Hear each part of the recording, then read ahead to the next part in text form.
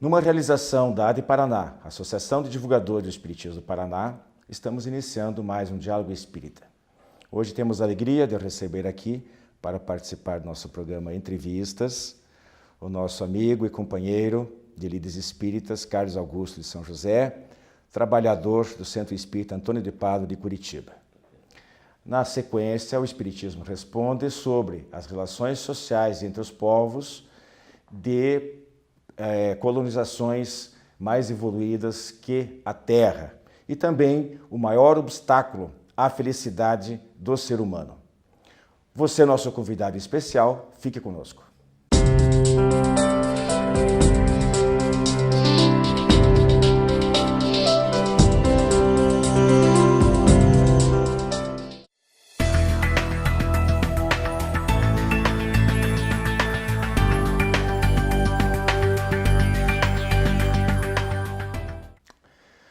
Carlos Augusto de São José nasceu no Rio de Janeiro, 1º de 12 de 1940, casado, 7 filhos, servidor público federal da Universidade Nacional de Brasília, na qual se aposentou como pró-reitor de Finanças, Administração e Planejamento. Espírita desde 1966, quando recebeu uma mensagem do Espírito e sua mãe na Federação Espírita Brasileira. Foi redator da revista Reformador, da própria FEB, e fundador de outra, o Espírita, em 1978. No Paraná, desde 2001, durante 4 anos, dirigiu o jornal Mundo Espírita da Federação Espírita do Paraná. Fundador e diretor do boletim Nova Era do Centro Espírita Antônio de Pádua, de Curitiba. É palestrante e ajudou a criar o programa de TV A Vida em Foco, veiculado pela TV Educativa do Paraná. E participa também do programa O Espiritismo em Palavras Simples, veiculado por este mesmo canal que nós estamos nos utilizando agora. Caríssimo amigo, prazer muito grande tê-lo conosco, depois de bastante dificuldade conseguir um espaço na sua agenda, né? Mas Diálogo Espírita agradece a sua presença. E eu gostaria de começar a nossa entrevista perguntando exatamente o seguinte: como se deu essa coincidência, entre aspas, de o senhor chegar à FEB e receber uma comunicação, uma mensagem do Espírito da sua mãe? Muito bem, Wilson. Inicialmente eu gostaria também de agradecer o carinho e a confiança de vocês em ter nos convidado. Muito bem, nos inícios de 1966, eu vivia debaixo de muitos conflitos pessoais, existenciais. Vinha de uma orfandade, de um abandono pela família muito pobre. E então, quando nós nos iniciamos na UNB, encontramos um grupo amigo, muito seleto. Entre eles tinha um espírita, muito amigo até hoje, Narciso Benevenuto Rocha, aqui de Santa Catarina, que estava em Brasília. E ele nos deu, percebendo os meus conflitos, o Livro dos Espíritos para ler. E eu passei a ler, mais propriamente a devorar. E encontrei no Livro dos Espíritos algo de muito familiar, nada ali me era estranho. E passei a desejar, a conhecer mais profundamente a mensagem espírita. Foi quando eu descobri que no fundo da própria universidade, num terreno exclusivamente da FEB, eles estavam instalando um barraco para funcionar. Assim que começaram a funcionar, um barraquinho modesto da FEB em Brasília, nós fomos até lá, curiosamente, para ver como a coisa funcionava. Ninguém me conhecia. Foi quando, então, a médium Dinorá Burgos recebeu a mensagem e o diretor da reunião, naquele instante, disse: olha, diferente do que sempre ocorre, a mensagem hoje é dirigida a um jovem que está presente, de uma mãe saudosa, desencarnada, e que gostaria de passar a ele algumas orientações. Eu tenho essa carta até hoje, que muito me orienta. Interessante, muito interessante mesmo. Você vê que as nossas aproximações, às vezes, com a doutrina espírita, ocorrem das mais diversas maneiras, mas nada é por acaso. É verdade. Né? Sempre tem uma finalidade, sempre é encaminhado pela espiritualidade. Tem a mãozinha invisível de Deus direcionando os nossos passos. Com certeza. E a sua vinda para o Paraná foi uma opção? Como é que o senhor veio parar aqui? É uma curiosidade, sempre me perguntam, né? Porque eu era muito bem sucedido em Brasília e deixei lá 5 filhos com netos. Mas eu estava disposto, desde quando eu completei 50 anos de idade, e 35 anos de trabalho, que eu comecei a luta com 15, carregando o livro na rua. E então eu sentia fortemente a necessidade de um dia sair ajudando ao movimento espírita, fazendo pregações. Foi quando eu então chamei os filhos e disse, olha, daqui a 10 anos eu vou abandonar tudo, haja o que houver, e vou mudar de estado. Se vocês quiserem vir conosco, tudo bem, seguem os próprios caminhos. E aconteceu, quando chegou em 1960, o reitor da universidade havia sido reeleito e queria que eu ficasse. E eu ficaria ganhando um salário altíssimo. Mas eu já havia assumido o compromisso de divulgar a doutrina em outras paragens, porque em Brasília eu era muito conhecido, muito solicitado. Eu disse, não, quero conhecer outros membros dessa família admirável que é a família espírita. Foi quando eu resolvi, com a esposa, conhecer o Rio Grande do Sul, que era um sonho dela. Mas passando por Londrina, nós nos apaixonamos por Londrina, depois fomos a Maringá, nos apaixonamos. Mas como tinha a UEL, a universidade, e a nossa filha menor, que hoje reside aqui em Curitiba, iria fazer vestibular, nós optamos por Londrina. E ela passou no vestibular, em primeiro lugar, tornou-se professora, hoje é mãe. E então nós acabamos por ficar. Depois veio um outro filho, que acabou por encontrar aqui também a sua noiva, que hoje está casado com um filho, mais uma coincidência entre aspas, né?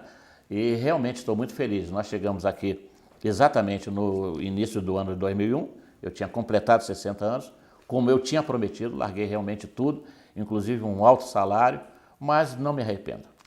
Ou seja, o senhor deixou a zona chamada zona de conforto. Isso. Para procurar desbravar novas terras nesse sentido de seara espírita. Verdade. Não foram poucos os sacrifícios, viu? Eu imagino.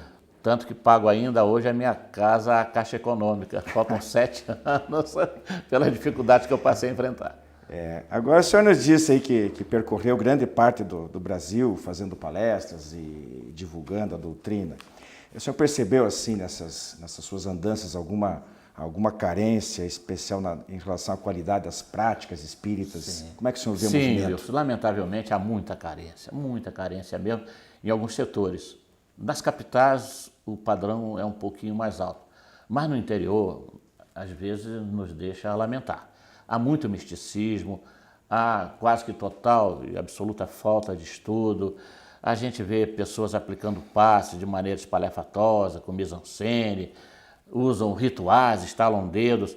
Para você ter uma ideia, eu tenho o hábito de, quando palestra, às vezes tomar um passezinho para ver como é que a coisa funciona.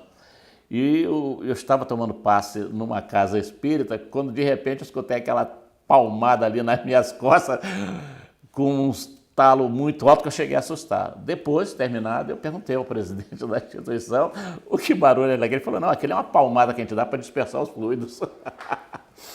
E aí nós fomos vendo muitas outras coisas, você administradores despreparados, não tem consciência de que uma instituição espírita é uma instituição profana, mundana, que tem que se regular pelas leis humanas, tem que ter serviço de contabilidade, controle patrimonial, e a maioria não tem nada disso, é tudo improvisado.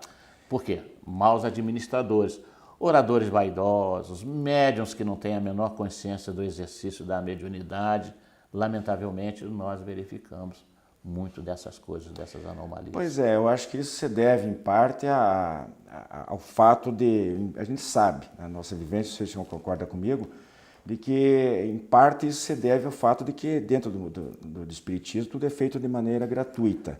Trabalho voluntário. Então, às vezes, por ser voluntário, ele acha que não precisa se qualificar melhor, que dá para fazer só com um jeitinho brasileiro, com boa vontade, o que ele sabe que não é suficiente. A improvisação, né? A improvisação. E outro tanto são as deficiências próprias de todo ser humano. E o espiritismo, infelizmente, não está imune. A doutrina espírita, a gente sempre frisa aqui, que a doutrina é extraordinária, maravilhosa, mas os homens que trabalham nela têm essa dificuldade, as suas limitações. Né? Então isso dificulta, atrasa um pouco as coisas. É verdade, é verdade. Mas, então, aí que está, você já adiantou alguma coisa, mas a rigor, o que poderia ser feito para melhorar? Olha, eu conheço muito bem a organização espírita em nosso país. E sabemos, por exemplo, que a FEB não é a coordenadora do movimento no Brasil. A FEB é o braço executivo do Conselho Federativo Nacional. E o Conselho Federativo Nacional tem 27 membros, 26 dos estados e 1 da capital federal. E então eles tiraram regras básicas, depois de muitos estudos, e que inclusive a nossa Federação Espírita do Paraná tem publicado reiteradas vezes, com o título de Esclarecendo Dúvidas. Ali estão, essencialmente, as regras que, se nós seguíssemos, muitos problemas deixariam de existir. E lembramos a necessidade de que todos entendam que o Espiritismo está no mundo para recuperar os ensinamentos do Cristo, como muito bem está expresso em João, nos capítulos 14, 15, 16, 27, que veio para explicar os ensinamentos de Jesus, acrescentar aquilo que, por falta de bases técnicas e científicas na época, nós teríamos que acrescentar hoje, e o primordial, lembrar. Quer dizer, o Cristo foi muito claro, que viria lembrar. E só se lembra aquilo que está esquecido, não é, Wilson? É verdade. E nós temos que, então, cuidar de explicar corretamente o que Jesus nos ensinou, acrescentar em bases seguras aquilo que a cultura humana nos permite passar e lembrar, acima de tudo, com a exemplificação. Pois é, esse que é o principal, é a prática. Só discurso, só falar, isso aí pode ser bonito, empolgar, emocionar, mas não tem substância. Realmente essas nossas boas intenções, elas só vão se concretizar no plano material, digamos, né, do ser humano, da construção da felicidade do ser humano, se nós dermos o exemplo, isso é primordial. Como disse Jesus, que aquele que me ama não só ouve as minhas palavras, mas a pratica. Meus irmãos, nós vamos para um rápido intervalo e voltamos logo a seguir com o nosso entrevistado de hoje, o nosso amigo Carlos Augusto de São José. Até mais. Revista Ser Espírita, o espiritismo sintonizado ao século XXI. Os princípios fundamentais da doutrina espírita sob a ótica da filosofia, ciência e religião. Revista Ser Espírita, um novo olhar sobre a vida. Para adquirir as edições avulsas e encadernadas, visite o site www.serespirita.org.br.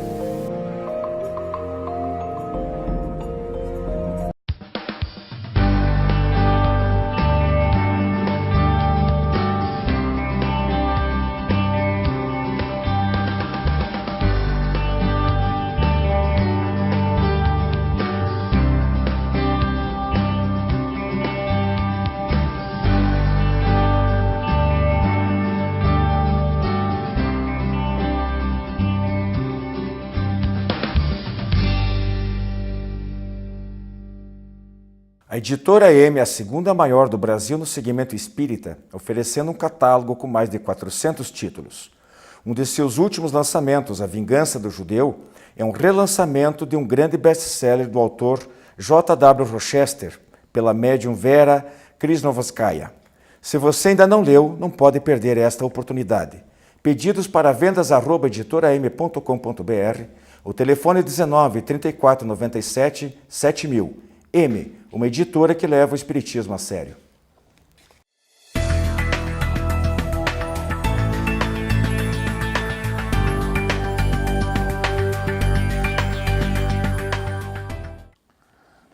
Prezados amigos, nós estamos de volta com o nosso companheiro, nosso programa Entrevista de hoje, e estamos aqui na presença do nosso companheiro Carlos Augusto de São José, que está nos trazendo aqui algumas revelações muito interessantes da sua caminhada, da sua atuação dentro da doutrina espírita e do movimento, a sua visão a respeito do movimento. Eu perguntaria, aliás, falando sobre isso, porque nós citamos aqui, já trabalha na divulgação, com jornal, com televisão, né? Tem experiência nessa área como divulgador na oratória. Mas em relação especificamente ao uso da mídia, né, nossos jornais, internet, rádio e televisão, qual é a sua avaliação hoje do espiritismo? Eu faria uma divisão nessa análise, basicamente trazendo duas considerações bem diferentes, a quantitativa e a qualitativa. Quando eu ingressei no espiritismo, Wilson, em 1966, depois dessa mensagem, eu mantive o máximo possível de contato com a mídia, porque eu estava já ajudando na FEB. E naquele período só existiam, a rigor, 3 revistas. Não havia programa de televisão, não havia programa de rádio, não havia jornais. Eram o Reformador, a Revista Internacional do Espiritismo, e a revista do Divaldo, Presença Espírita, e uma outra isolada de pouca expressão. E, repentinamente, vejam, em meio século, a quantidade de veículos de divulgação da doutrina espírita aumentou muito, consideravelmente. Hoje nós temos dezenas de revistas, de jornais, de programas de televisão. Só aqui em Curitiba, do meu conhecimento, temos três, o que é altamente expressivo. Isso do ponto de vista quantitativo. Agora, do ponto de vista qualitativo, há a necessidade de nós constantemente estarmos fazendo uma avaliação daquilo que se divulga.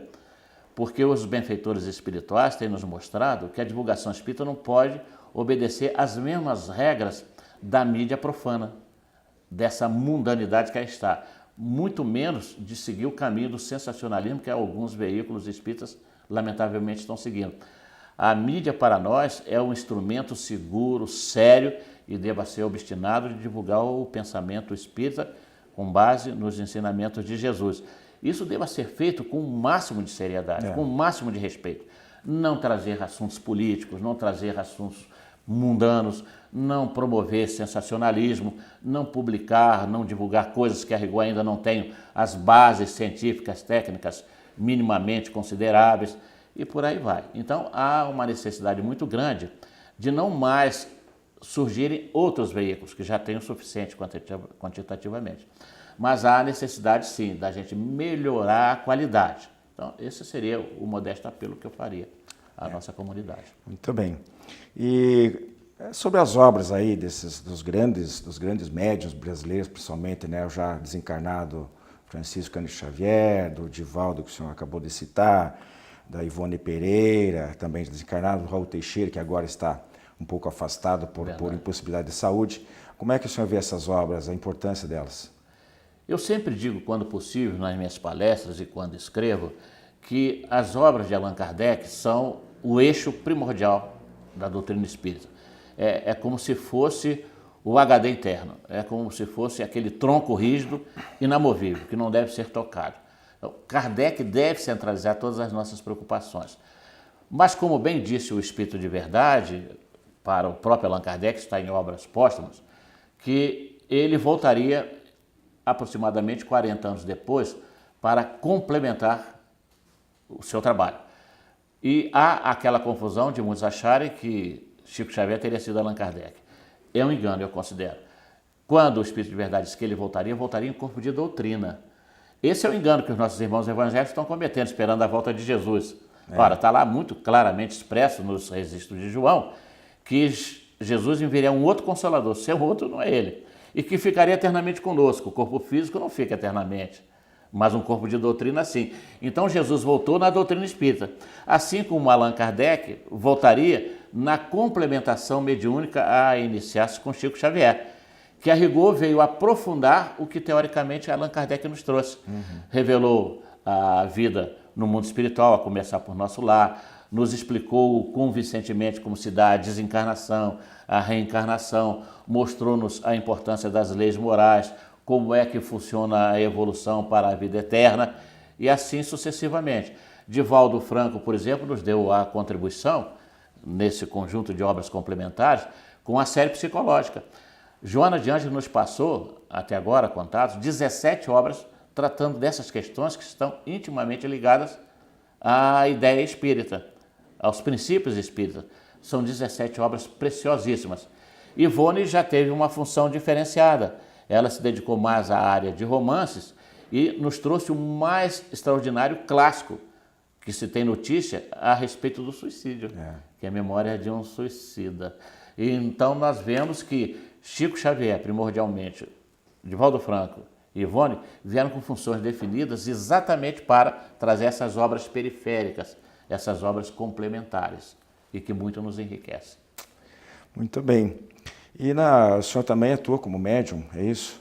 O senhor tem, no campo mediúnico, quais foram as experiências que marcaram a sua trajetória? Eu não sou médium propriamente, mas todo orador tem uma forte intuição, sempre é muito utilizado no seu campo psíquico para a expressão das ideias.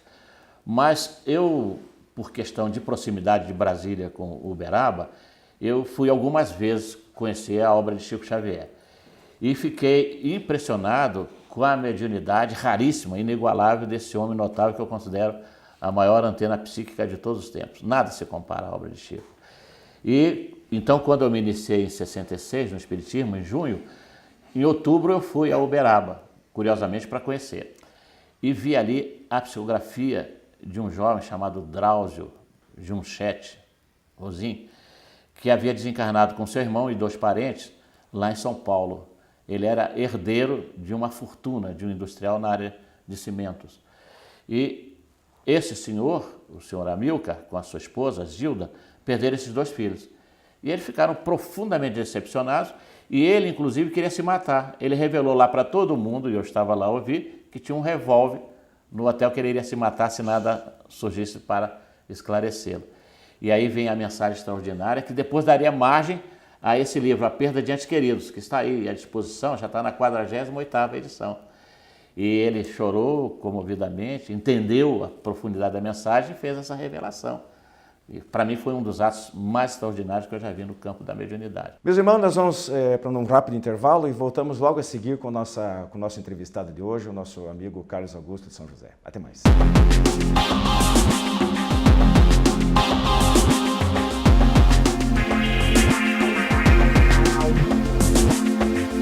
Olá, amigos. O quadro Espiritismo Responde, como de costume, temos 2 perguntas às quais responderemos à luz da doutrina espírita. A primeira pergunta que nos foi enviada questiona o seguinte: como são as relações sociais e as dos povos nos mundos superiores à Terra? Nós sabemos que a Terra está no 2º estágio evolutivo. Acabamos de sair do mundo primitivo, passamos para o mundo de prova e expiação e estamos num processo já de transição para o mundo da regeneração e assim sucessivamente. Então isso significa dizer que nos mundos superiores, nos mundos venturosos, as relações entre os povos são sempre mais amistosas. Não existe animosidade, não existe crítica, não existe rivalidade, mágoa ou coisa parecida. Não existem guerras, não existem senhores nem escravos, não existem aqueles privilegiados pelo nascimento, pela casta ou coisa parecida. Só existe a superioridade moral e intelectual. E aí que estabelece então as diferenças entre os povos. É o que concede a supremacia entre os espíritos, é esse conhecimento então intelectual que um pode ter mais do que o outro. Então nesses mundos superiores também, ninguém sofre por lhe faltar o necessário como acontece na Terra, uma vez que ninguém se acha no mundo de expiação como acontece aqui. Estamos expiando na maioria das vezes. Então, nesses mundos, essa expiação não existe. O homem procura, então, elevar-se acima dos outros, aperfeiçoando-se e não querendo elevar-se acima dos outros por supostos conhecimentos, principalmente no que tange a bens materiais. Então, essa é a diferença que existe entre os mundos superiores e o mundo aqui da Terra, ainda onde o mal se sobrepõe ao bem. Muito bem, a segunda pergunta que nos foi enviada questiona o seguinte: qual o maior obstáculo à felicidade do homem? Ora, resumidamente falando, que existem vários obstáculos, nós sabemos. Respondemos há pouco na primeira pergunta que nós estamos ainda num mundo de prova e expiação, num mundo ainda o mal se sobrepõe ao bem. Então existem N motivos que dificultam a felicidade do homem aqui na Terra. Mas o principal, nós poderíamos dizer, que é o egoísmo. Esse mal, essa chaga que existe ainda entre nós aqui encarnados, o egoísmo. E todos nós, então, deveríamos lutar com todas as forças, com toda a coragem contra essa chaga da humanidade, esse egoísmo, que também tem um parente próximo que se chama orgulho. E a partir disso, então, nós dificultamos esse nosso processo de felicidade. Então nós precisamos ter coragem, muita coragem, para vencer essas dificuldades. ter mais coragem do que os outros, inclusive. E Joana de Ângeles nos diz, devemos ter força de vontade, que é diferente de vontade. Então, essa coragem, aliada à força de vontade, que vai fazer com que nós tenhamos condições de combater o egoísmo, que é uma das coisas que dificultam esse processo de felicidade aqui na Terra. Então, nós devemos combater isso com a nossa inteligência. Nós somos dotados de inteligência. Nós temos discernimento, nós sabemos como agir para dificultar esse processo do egoísmo, que o egoísmo tome conta. É difícil? É muito difícil, mas nada é fácil. As dificuldades estão aí para serem vencidas, né? Então, esse egoísmo tem que ser extirpado, para que nós possamos ter momentos fragmentados de felicidade. É bom deixar isso bem claro. A felicidade total aqui na Terra, nós ainda não temos condições de alcançá-la. Temos sim momentos fragmentados de felicidade. E devemos, quando conseguirmos então atingir esses momentos, aproveitá-los de forma total para que eles fiquem então agregados, condicionados ao nosso modo de vida, no nosso dia a dia, tendo consciência de que isso é um exercício mental. Lembrando aqui também então o orai e vigiai, não deixando que más tendências, más influências, maus pensamentos tomem conta de nós. Muito obrigado a todos, continuem mandando perguntas para que nós possamos respondê-las no e-mail que se encontra abaixo. Um abraço a todos, fiquem na paz de Deus. Revista Ser Espírita, o Espiritismo sintonizado ao século XXI. Os princípios fundamentais da doutrina espírita sob a ótica da filosofia, ciência e religião. Revista Ser Espírita, um novo olhar sobre a vida. Para adquirir as edições avulsas e encadernadas, visite o site www.serespirita.org.br.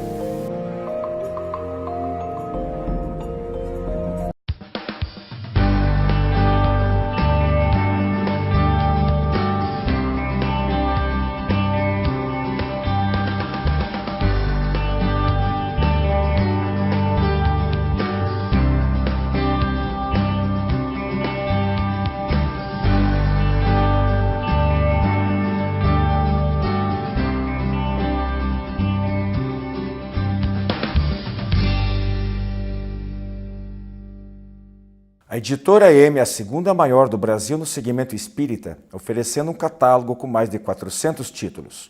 Um de seus últimos lançamentos, A Vingança do Judeu, é um relançamento de um grande best-seller do autor J.W. Rochester, pela médium Vera Krishnovoskaya. Se você ainda não leu, não pode perder esta oportunidade. Pedidos para vendas@editoram.com.br, o telefone 19 34 97 7000. M, uma editora que leva o espiritismo a sério.